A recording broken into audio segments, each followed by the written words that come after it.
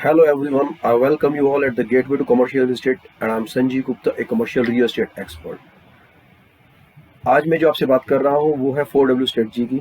और ये strategy real estate में डिसीजन मेकिंग को ईज करने के लिए बनाई गई है। और अगर आप इसको समझेंगे तो आप रियल एस्टेट में इन्वेस्टमेंट करते वक्त आपको एक कंफर्ट महसूस होगा। तो जानते हैं इसमें क्या है। तो जो फर्स्ट W है दैट इज वट यानी कि आप क्या लेना चाह रहे हैं। क्या व्हाट मीन्स क्या आप क्या लेना चाहते हैं। रेजिडेंशियल प्रॉपर्टी लेना चाहते हैं, कमर्शियल प्रॉपर्टी लेना चाहते हैं, इंडस्ट्रियल प्रॉपर्टी लेना चाहते हैं। तो आप सबसे पहले लिख लीजिए, समझ लीजिए कि आपकी जो परचेज है वो किस लिए करना चाह रहे हैं।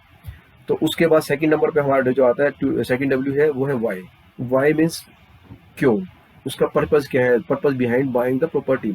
एक्चुअल में हर पर्पज के हिसाब से प्रॉपर्टी की जो आप बाइंग होती है वो चेंज हो जाती है, लोकेशन चेंज। उसको हमें समझना इसलिए पड़ेगा कि जस्ट लाइक एग्जांपल से आपको समझाता हूँ।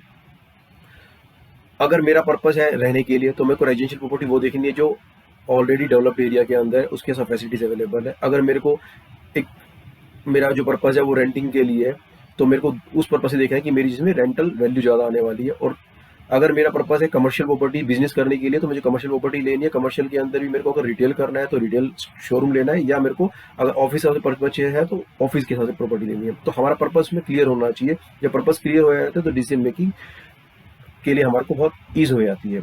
जो थर्ड वाई है वो है वेयर मीन्स कहाँ। इन रियल एस्टेट कहाँ की बात है तो ज्योग्राफिकल लोकेशन को हम बोलते हैं कहाँ पर लेनी है। तो जब हमारा पर्पज क्लियर है, हमें रिटेल के लिए लेना है, हमें ऑफिस पर्पज के लिए लेना है, रेजिडेंशियल के लिए लेना है, तो ऐसे ही हर बिजनेस के लिए लोकेशंस भी अलग अलग चूज करनी पड़ती हैं। और हमें उस पर्पज को देखते हुए अपनी लोकेशन को जीरो डाउन कर लेना चाहिए। जब हम जीरो डाउन कर लेते हैं तो हमारा डिसीजन मेकिंग ईजी हो जाता है। अदरवाइज हम लोग पूरे एरिया में घूमते रहते हैं। जैसे किसी को अगर एक प्रॉपर्टी खरीदनी है, एक दुकान ही खरीदनी है, तो कभी वो सोचता है कि दिल्ली में ले लूँ या गुड़गांव ले लूँ, नोएडा ले लूँ। उसका पर्पज अगर क्लियर है तो उसको लोकेशन भी क्लियर हो जाएगी, और लोकेशन क्लियर होने के बाद उसका डिसीजन ईजी हो जाएगा। And last but not the least is when means कब।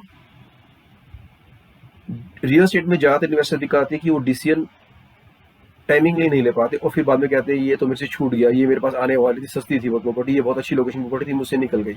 तो अगर आपको पता है कि आपको प्रॉपर्टी समझ में आ रही है आपको, तो डिसीजन भी उसमें हिसाब से ले लेना चाहिए। अगर आपका पर्पज है कि आपको लॉन्ग टर्म के बाद लेनी है, आपको टाइम ज़्यादा है, आपके पास पैसा नहीं है, आपके पास इन्वेस्टमेंट अभी नहीं है करने के लिए, तो आप रुक के देखिए उसको। लेकिन जब भी आप जा रहे हैं, निकल रहे हैं, तो आपको पता होना चाहिए कि मेरा डिसीजन कब तक मैं ले सकता हूँ, और उस डिसीजन जो टाइम फ्रेम आपको आपने डिसाइड किया उसके अंदर जो बेस्ट अवेलेबल है आपको वो प्रॉपर्टी खरीद लेनी चाहिए। तो these are the total 4 Ws, what, why, where and when. आशा करता हूँ आपको समझ में आ गया होगा कि ये बहुत छोटी छोटी दिखने वाली चीज़ें हैं, लेकिन जब आप इसको अमल करेंगे तो आपको डिसीजन मेकिंग में बहुत फ़ायदा मिलेगा और आपको इजीली आप इन्वेस्टमेंट के लिए तैयार भी हो जाएंगे। तो आई thank you all for giving me the time. Thank you so much.